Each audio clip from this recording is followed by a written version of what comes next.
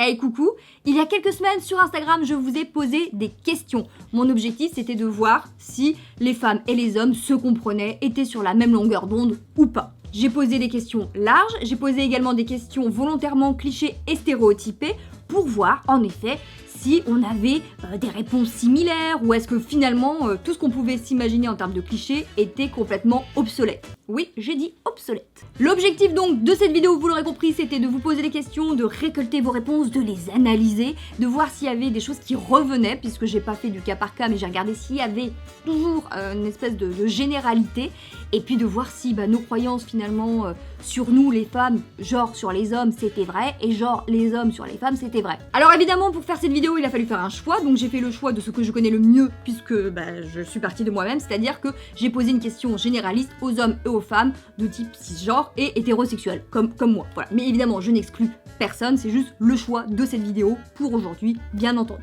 Évidemment que cette vidéo n'a aucune valeur de type scientifique ni sociologique, elle ne repose que sur les réponses de quelques milliers de personnes qui me suivent sur Instagram. Voilà, je vous les délivre, vous la prenez telle qu'elle est, c'est-à-dire ni plus ni moins qu'un moment, et puis c'est tout, hein, voilà. Ça n'engage que ce moment-là, cette vidéo-là, sur ces réponses-là. On y va? C'est parti. Quelle est la meilleure approche pour aborder? Je voulais voir évidemment s'il y avait des différences entre les hommes et les femmes. Et je vous délivre les réponses. Majoritairement pour les femmes, il y a eu la politesse. Est-ce que quelqu'un le croit? La politesse. J'ai eu 1, puis 2, puis 3 bonjours, je les ai laissés de côté, mais quand j'ai vu que ça revenait énormément et que ça faisait partie des réponses majoritaires, j'en ai déduit qu'il fallait le dire, il fallait vous le dire. Un bonjour. Bonjour. Bonjour. Bonjour. On se séduit? Bonjour. Voilà. Est-ce que ça vous séduit ça? Attention, on recommence. Bonjour. Peut-être ça marche, hein. Et j'ai eu notamment l'explication du bonjour par le fait d'être poli, et je pense qu'en effet, peut-être qu'il y a quelque chose à tirer là-dessous, c'est-à-dire que peut-être que maintenant, ce nom... Attiré. Bonjour. Ça va pas être simple de tourner au bureau, ça va pas être simple.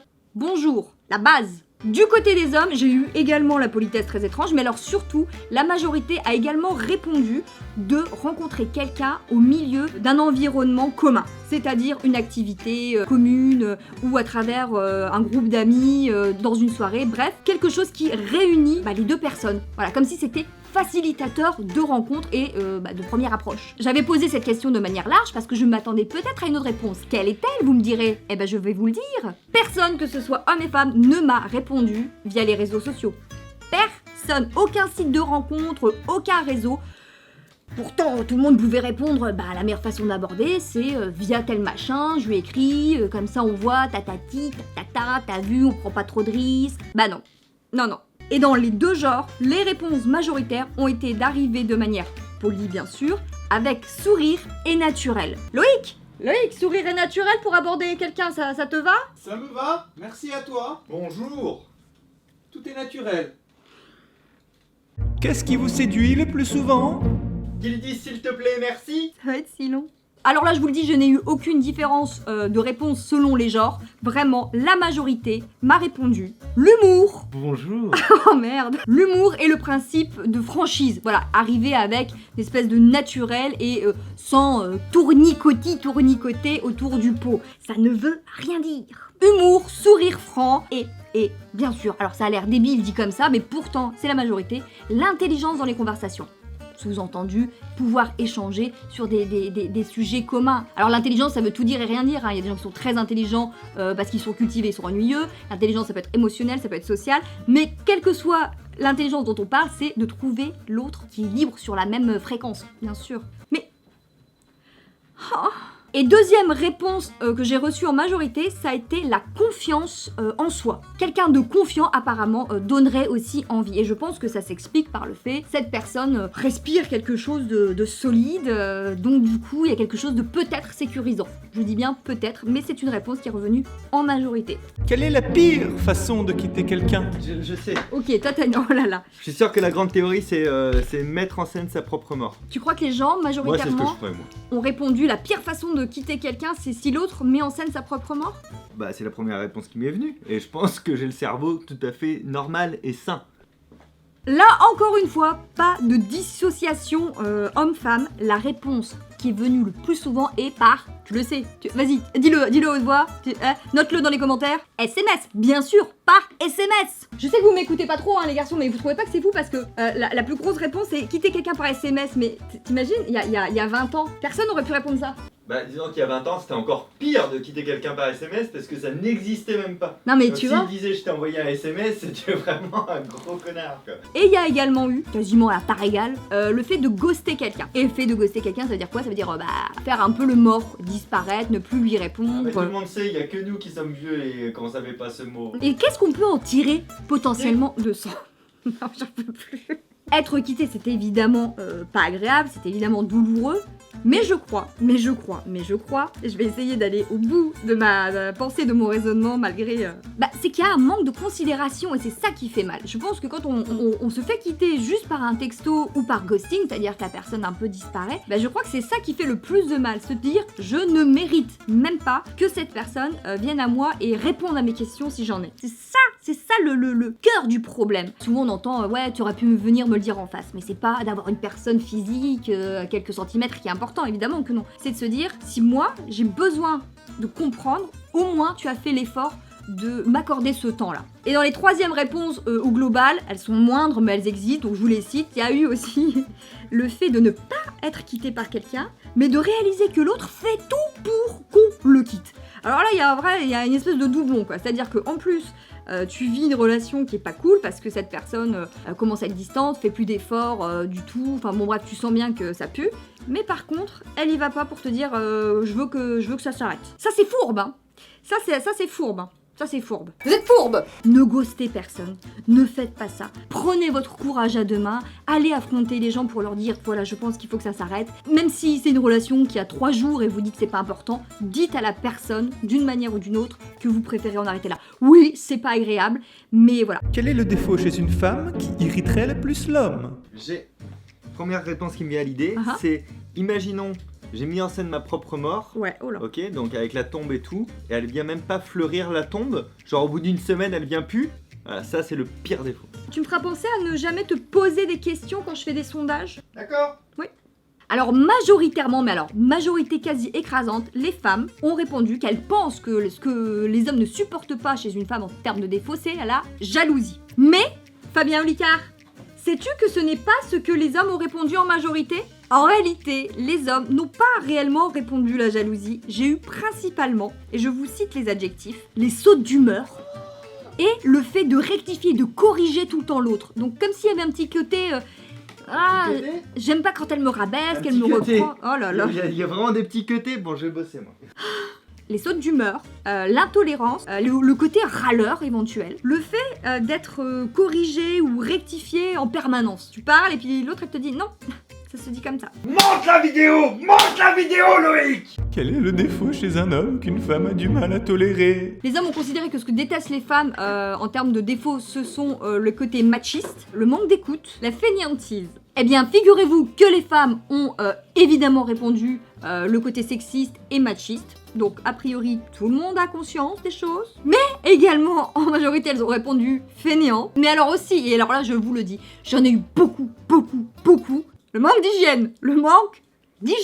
Loïc, Quoi? est-ce que tu te laves? Non, jamais.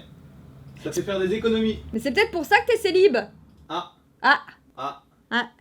Vos 3 adjectifs pour caractériser la personne idéale en amour. Oui, les hommes et les femmes n'arrivent pas à se comprendre, ils ne cherchent apparemment pas la même chose. J'ai eu les mêmes adjectifs, que vous soyez homme, que vous soyez femme, les attentes sont les mêmes. Drôle, voilà, drôle. De l'humour au sein d'une relation, ça semblerait être ce qu'il y a de plus idéal. C'est beau l'humour, hein?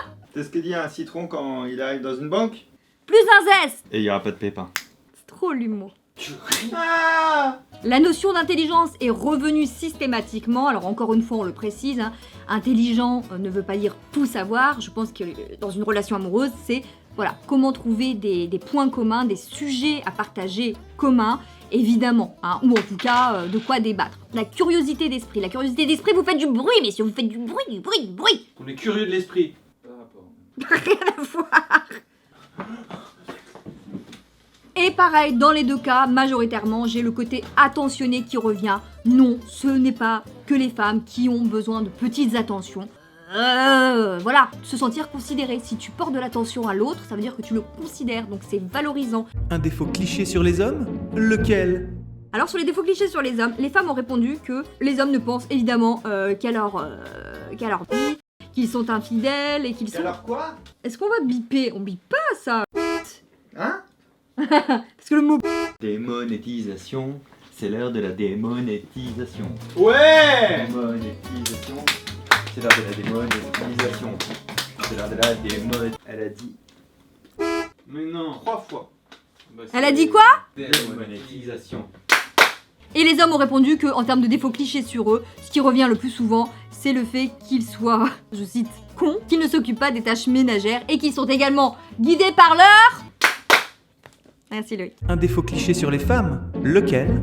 La femme a répondu en majorité qu'on la considérait un peu comme une commère, qu'elle soit également superficielle et qu'elle ait un petit côté princesse. Également le fait qu'elle soit trop sensible. Hein, la femme est une grosse sensible. Bah, c'est pas un défaut la sensibilité en fait. Et les hommes ont répondu dans le cliché du défaut féminin qu'elles avaient aussi un petit côté princesse et qu'elles étaient dépensières. Voilà. Bien, c'est... l'être humain ne donne pas envie, hein. Dieu merci. Ce sont des clichés. Vivre toute sa vie avec la même personne, c'est... Vous avez répondu que c'est beau, que c'est rare, que c'est complexe, limite utopique. Et dans cette notion de rareté, j'ai eu aussi des explications qui parlent d'efforts à fournir, que ça doit être incroyable, génial, mais que c'est complexe, que c'est du boulot. Bien sûr, parce que rester toute sa vie avec la même personne, ça demande des efforts. Ça demande, oui, une volonté de faire en sorte que cela fonctionne. Ça peut pas fonctionner tout le temps, surtout sans faire d'efforts du tout. Si on abandonne au premier truc qui fonctionne pas, ah oui, ce n'est pas envisageable de durer. Voilà. Et voilà. Oups. J'ai niqué le... Oh putain. Oh merde.